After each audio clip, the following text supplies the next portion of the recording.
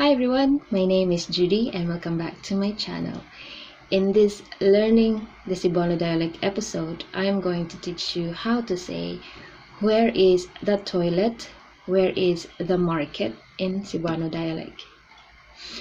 Where, as we all know, is asa, asa. In Cebuano dialect, you can actually combine some English words. So you say asa ang toilet. Ang means is. Asa ang toilet. Where is the toilet? Asa ang toilet. Asa ang market.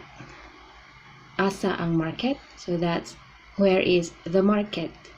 Where is the market? Asa ang market. Where is the market? Or you can say asa ang merkado.